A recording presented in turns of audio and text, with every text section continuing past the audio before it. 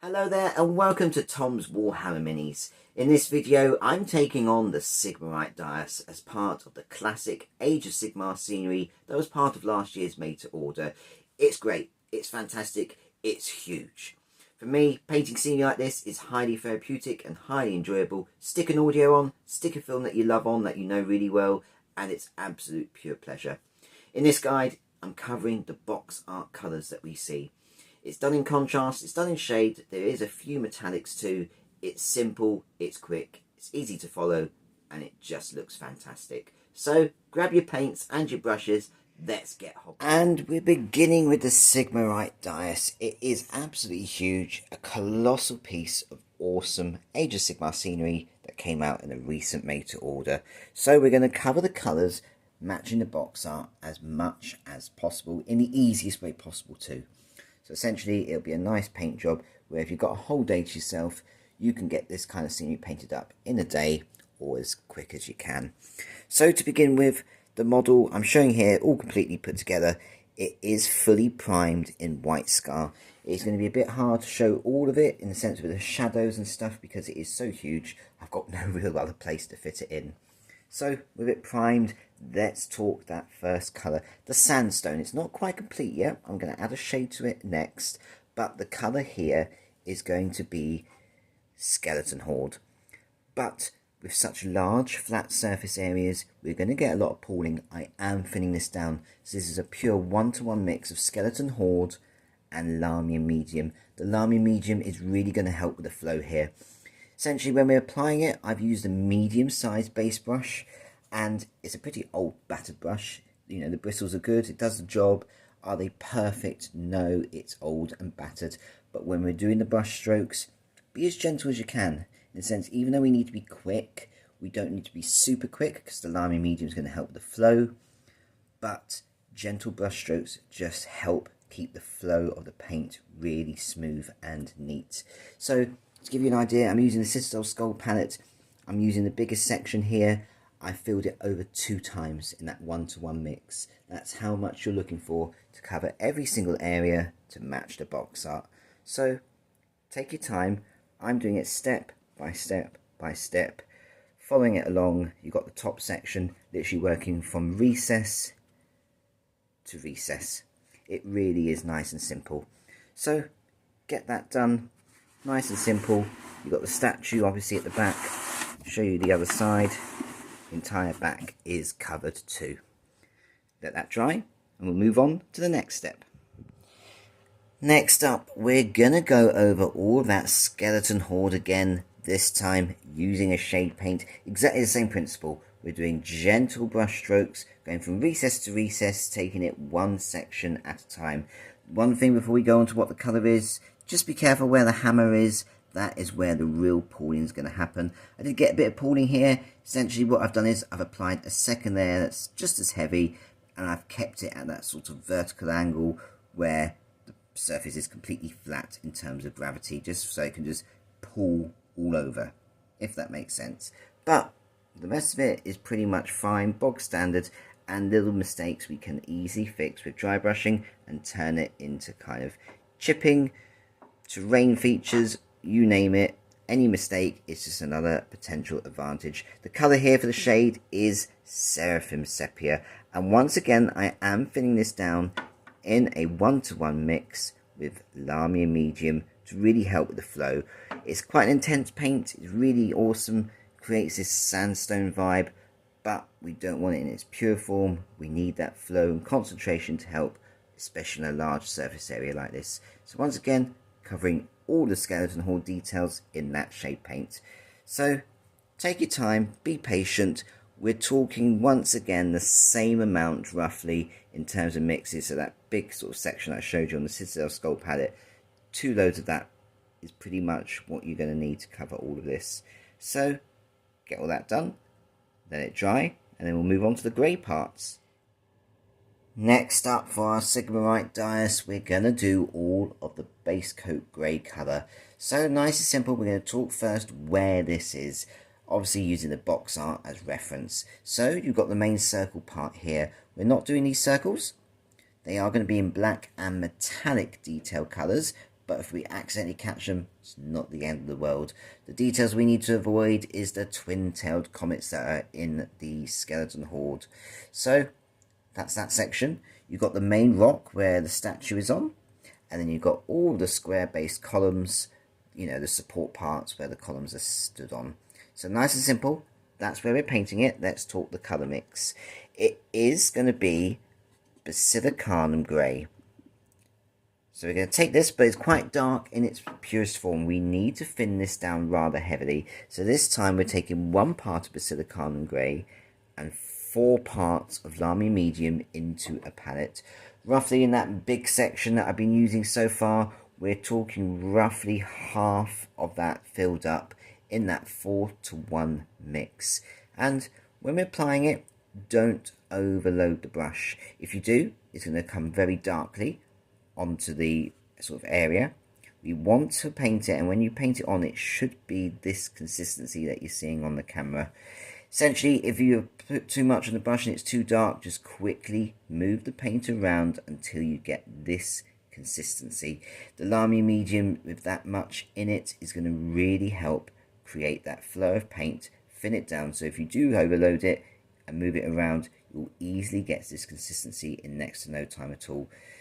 Again, when we come to the square-based bits, because of the verticality, there is going to be pooling.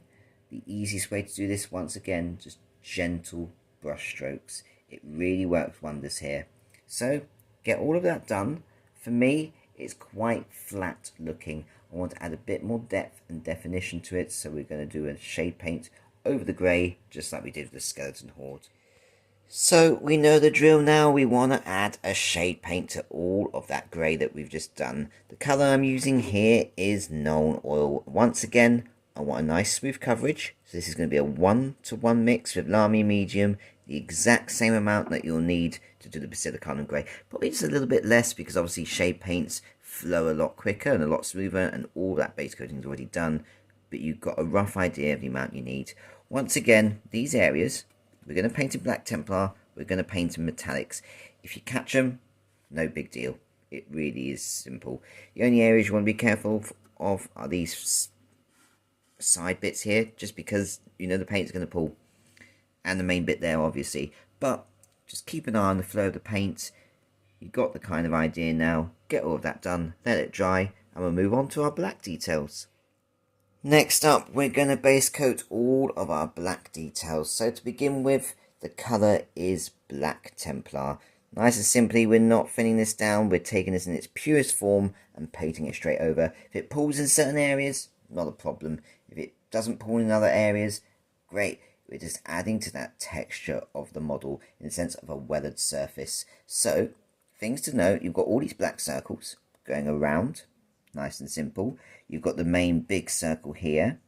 Obviously you've got the star that's going to be metallic, but we'll cover that in a second. And then for our main Sigmar character statue itself, you've got the ball that it's holding. I mean, it's quite obvious. You can see on the camera, it speaks for itself. Nice and simple. There is no black detailing at the back. That is only a little metal piece. So, things to note. Obviously, as you approach the outer edge, be careful. That's where I'm using a small airbrush, whereas I'm using a normal base brush just for this big area here, because guess what? The metallic areas, we're going to paint straight over metallic paints. We don't need to be neat, and that's the same for the little circles too.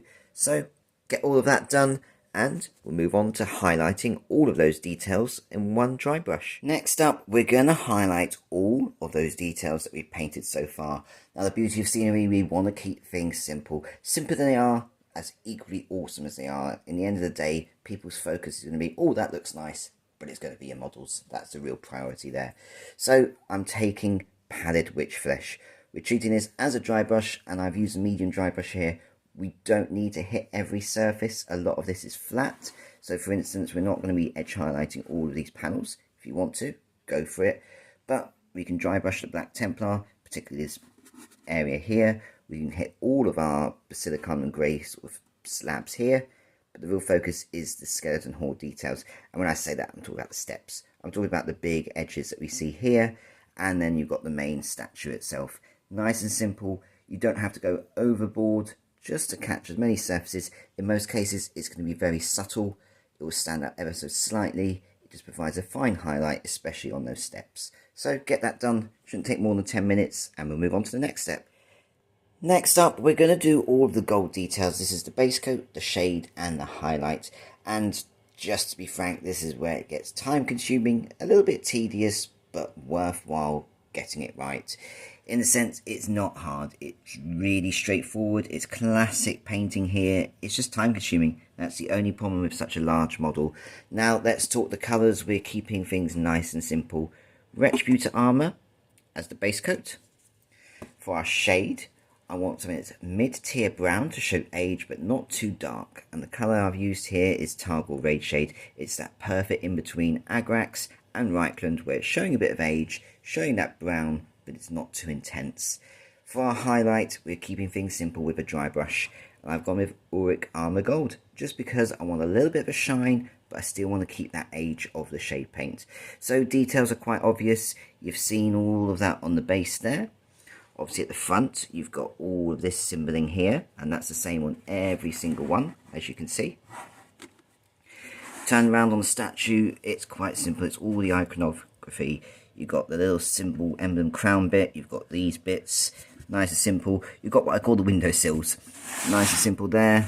Turn around the back, and you've just got this little section here. Nice and simple, get all of that done. And the worst part is over. We'll move on to the flames next. Next up, we're gonna do the flame details. This is including the torches and the braziers. The braziers have a slight alternative method, and I'm gonna focus on them, essentially. The same paints, just a slightly different application. So to begin with, let's talk the base coat colour and the tactics. Essentially, you'll have seen this in other YouTube tutorials with contrast painting with fire. We paint one coat on, and as it's still wet, we're not waiting for it to dry, we wash the brush, we move on to the next colour. We're going to create the element of heat rising. So flames being brighter at their base, that's the yellow, working its way up to orange, to red, to black, where it's starting to smoke and react in the atmosphere. So to begin with, base coat colour is Iyanden Yellow. Nice and simple for the torches. You've got this little section below here, which we're going to paint first. That's pure Iyanden Yellow, then paint the whole flame.